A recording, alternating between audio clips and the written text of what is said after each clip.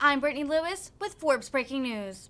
On the House floor Thursday, Congresswoman Pramila Jayapal reacted to the leaked Supreme Court draft opinion that revealed Roe v. Wade might be overturned. She called to the potential end of federal abortion rights a, quote, unjust attack on our constitutional reproductive rights. Republicans have largely celebrated the news, but Democrats claim the end of Roe v. Wade would be a fundamental rollback of women's rights in the U.S. Here's more from the Washington Democrat. Thank you so much, Chairwoman Maloney, for your tremendous leadership on so many issues, including reproductive rights, and for holding a hearing earlier in your committee on abortion and inviting several of us to testify before you.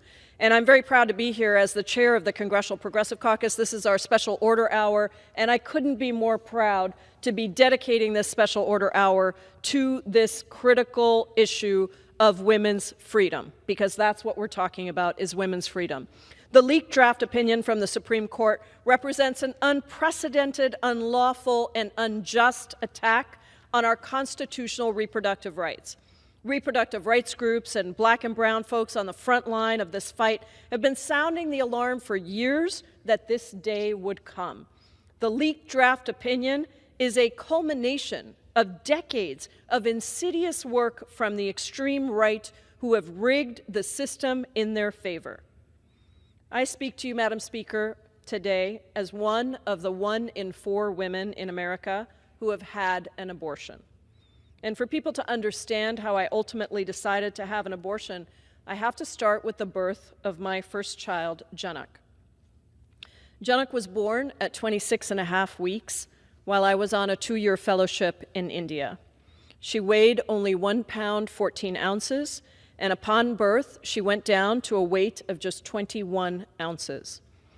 Janak was so small, she fit into the palm of my hand. She was no bigger than a medium-sized squash. And for 3 months, we did not know if Janak would live or die. She needed multiple blood transfusions, she had to be fed drop by drop, and she constantly had her heart stop and restart.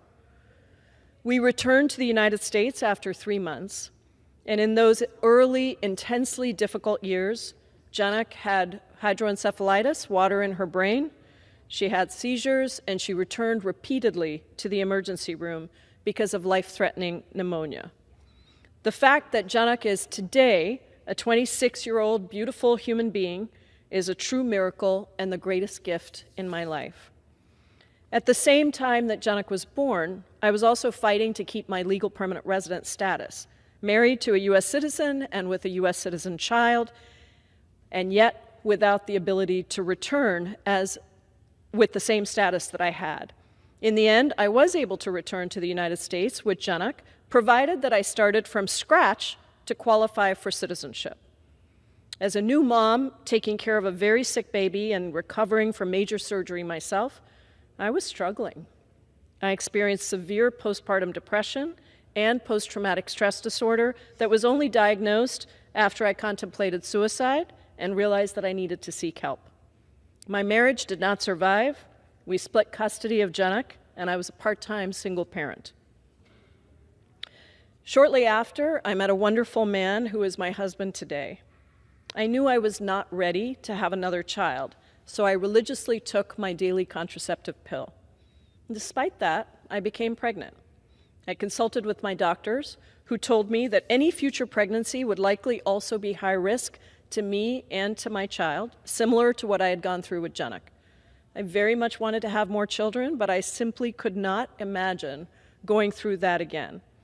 After discussions with my partner, who was completely supportive of whatever choice I made, I decided to have an abortion. 2 decades later, I think about those moments on the table in the doctor's office. A doctor who was kind and compassionate and skilled, performing abortions in a state that recognizes a person's constitutional right to make their choices about their reproductive care. For me, terminating my pregnancy was not an easy choice, but it was my choice, and it really shouldn't matter if it's difficult or hard of a choice. That choice, that freedom, is what has to be preserved for every pregnant person. A freedom that cannot be dictated by people in the minority pushing their extremist agenda on everybody else, the Supreme Court included. Until 2019, so for 15 years, I never spoke publicly or privately about my abortion. In fact, I didn't even tell my mother about it. Some of it was because, as an immigrant from a culture that deeply values children, and in a society that still stigmatizes abortion here in the United States, I felt ashamed that I never should have felt. But 2 years ago, I decided to tell my story as a member of Congress because I was so deeply concerned about the abortion ban legislation that was coming out from states across the country. And I became only the second member of Congress to publicly talk about my abortion. Today, as we are on the cusp of a horrific decision from the Supreme Court to criminalize women's rights and the right to an abortion, we all have to speak out to tell our truths if we are able. I want you to know that there are so many different situations that people face in making these choices. And whether the choice to have an abortion is easy or hard, whether there are traumatic situations or not, none of this should be the issue. It is simply nobody's business what choices we pregnant people make about our own bodies. And let me be very clear, I would never tell people who don't choose to have an abortion that they should have an abortion, nor should they tell me that I shouldn't. This is a constitutionally protected, intensely personal choice. I did not suffer the economic issues that so many poor people suffer. I did not suffer from living in a state that doesn't allow pregnant people to make these choices. And I was very privileged to live in a world post-Roe v. Wade, where abortion had been established as settled law as a constitutional right.